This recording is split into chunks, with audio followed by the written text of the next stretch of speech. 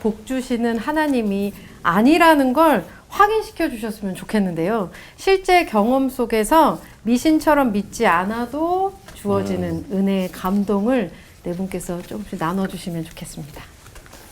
제가 한 10년 전에 교회에서 교인들이 어르신들이 함께 모여서 계를 하나 시작을 하셨어요. 뭐냐면 성지순례를 간다. 그래서 계를 시작을 하셨는데 근데 장로님이 오셔서 저한테 주보에다 내서 광고를 좀 해달라고 해서 사람들을 모아서 같이 1년 후에 우리 갑시다라고 이제 말씀을 하세요. 근데 주보에다 제가 성지순례 모임 이렇게 쓰질 않고 뭐라고 했냐면은 유적지 탐방 이렇게 썼단 말이에요. 근데 아무도 그렇게 썼는데도 아무도 질문을 안 하세요. 그러다가 1년이 거의 다 돼가는데 이스라엘에서 사고가 터지는 바람에 이게 가지를 못하게 됐어요. 계획이 완전히 다 무너졌는데요. 그래서 이제 장로님이 오셔서 목사님 저희가 1년을 다 준비를 했는데 못 가게 됐습니다. 안타깝네요. 그러면서 저한테 말씀을 하시다가 돌아가다가 갑자기 딱 돌아서서 저한테 그 질문을 하세요. 목사님 근데요. 그러면서 1년 동안 주보에다가 왜 성지순례라고 하는 단어를 안 쓰셨나요? 늘 유적지 탐방 뭐 이렇게 쓰셨나요? 이렇게 질문을 하세요. 그래서 드디어 올 곳이 왔구나. 그러면서 그때 제가 설명을 드린 내용이 있어요. 종교개혁자 루터의 이야기인데요. 루터가 1520년도에 그 독일 크리스찬 귀족에게 고함이라고 하는 3대 논문 중에 하나를 쓰게 됩니다. 거기에 보면 성지순례에 대한 이야기가 나와요. 그러면서 이 성지순례라고 하는 것이 그 당시에 굉장히 사람들이 성지순례를 가면 조금 더 거룩해지고 하나님과 가까이 가는 것으로 생각을 하는데 그거 잘못이다라고 하면서 무슨 이야기를 하냐면 하나님께서는 각 사람을 하나님의 호흡으로 창조하셨고 또한 그 사람을 가장 고유한 장소로 보내셨고 파송하셨고 그 자리야말로 가장 거룩한 성지다라고 하는 말이 나요. 그러면서 하는 얘기가 예루살렘이나 이런 곳에 가지 않더라도 우리의 일상을 가장 복되고 가치 있게 사는 것, 그것이 바로 오늘의 성지순례다라고 그렇게 표현을 하더라고요. 제가 그걸 보고 깜짝 놀라서 요거 나중에 좀 써먹어야겠다 그러고 있었는데 아니나 다를까 이제 성지순례 간다고 하셨으니까 제가 그 기회에 이제 그 말씀을 드렸더니 장로님이 그러고 이제 돌아서시면서 그 다음부터 저희 교회에서는 성지순례라고 하는 표현을 쓰지는 않습니다. 우리의 일상이 훨씬 더 중요한 성지다, 거룩한 땅이다.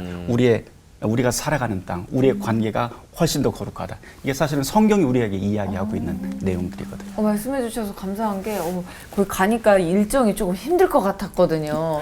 안 가도 될 것 같아요. 네.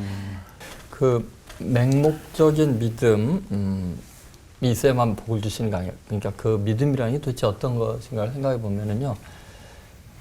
일단은 이런 것 같아요.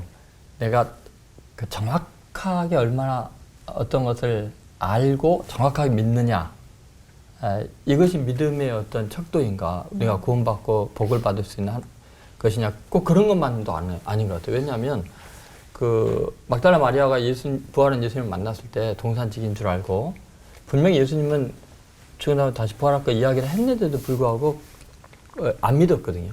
말씀에 대한 정확한 믿음이 없었어요. 근데도 막달라 마리아를 사도들의 사도로 부르셔서 부활의 소식을 첫 증인으로 삼아주시거든요. 7 귀신이 들렸던 증인의 자격이 없는 사람을 그리고 사도들에게 전하라고 하거든요.